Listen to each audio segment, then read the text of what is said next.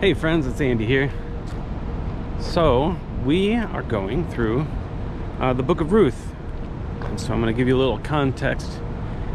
It starts off saying that they're in the land of Moab. Naomi had a husband and two sons. Her husband, his name meant "My God is King," and he had two sons with Naomi. And I had heard, but I haven't confirmed this, that their names meant sick and dying. I don't know if that's true, but if it is, it's kind of funny and it's also kind of sad. Anyways, it was a pretty accurate name because after they got married, both of them died. So this is really a story of, in the beginning, of 3 widows, and then it became 2 widows.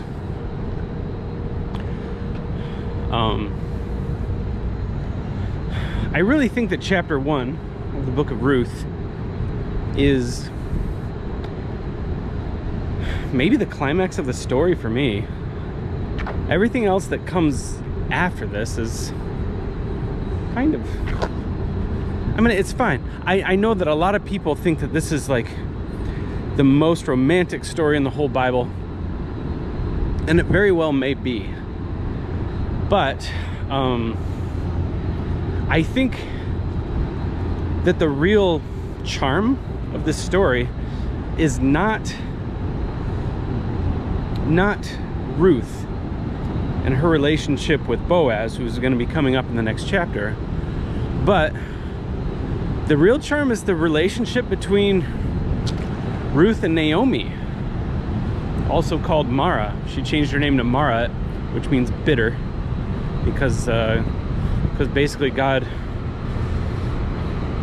she said God dealt very bitterly with her, and you know, because of her husband and her 2 sons. So anyway, in this chapter, what happens is really remarkable, because you have Ruth and Naomi, and they really don't have much of a future. Without husbands, they can't buy land. There's not really much they can do. And for Naomi, there's really nothing that she can do. She's probably too old to have more children, and who would take, you know, an old widow like this?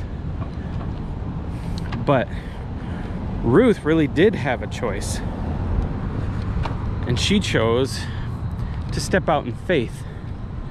A very big leap of faith. One of the biggest leaps of faith that you'll see in the Bible. And she says, I'm going to choose to love Naomi and to stay with her, and whatever happens will happen. And I don't know if that's why God blessed her, but it's truly amazing. She knew what the right thing to do was, and she did it.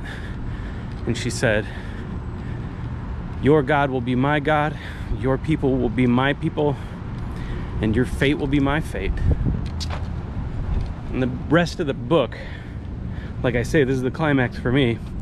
The rest of the book is just seeing how that all panned out. And there's a clue to what's going to happen. At the very end, it said it's the beginning of the barley harvest. So that's chapter 1 of Ruth. I hope you read along. This is all designed so that maybe you might listen to me and you'll have a little context for what's happening in the chapter, and then when you read through it, you'll know what's going on. I know a lot of people will read the verse first and then they'll hear the context later, and that never works for me. So you can do it however you want, but I hope you do it that way. All right, well, this is me signing off. Have a great day.